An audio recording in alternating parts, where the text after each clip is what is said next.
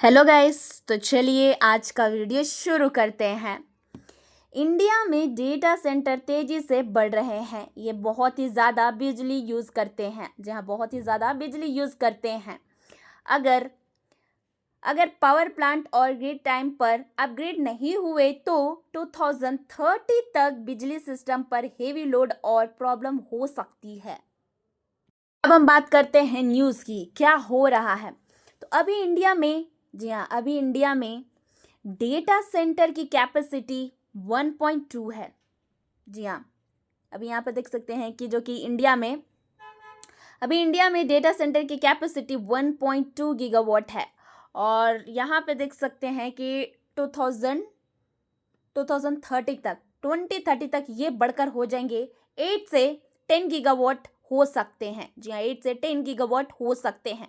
मतलब आज के मुकाबले लगभग 8 गुना। जी हाँ, आज के मुकाबले लगभग 8 गुना से भी ज़्यादा डेटा सेंटर बनेंगे।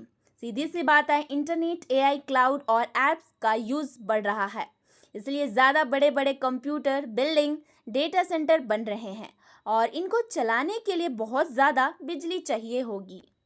बात हो रही है डेटा सेंटर क्यों इम्पोर्टेंट है। तो डेटा सेंटर एक बहुत बड़ा डिजिटल स्टोर रूम जैसा होता है। यहाँ पर इंटरनेट का डेटा स्टोर होता है, क्लाउड सर्विस का डेटा यहीं रखा जाता है, एआई सिस्टम भी यहीं से चलता है। जी हाँ, एआई सिस्टम भी यहीं से चलता है, तो यहीं से चलाया जाता है।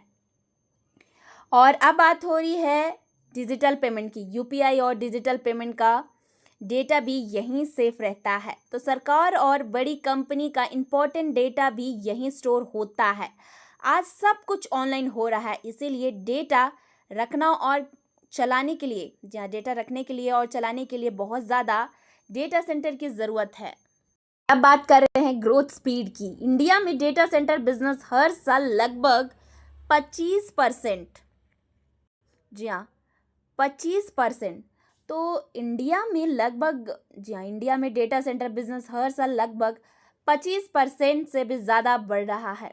जी हाँ, ज़्यादा बढ़ रहा है। तो ये बढ़ा है इतना। और 2021 से 2025, तो मतलब हर साल इसकी साइज तेजी से बहुत ही बढ़ा है।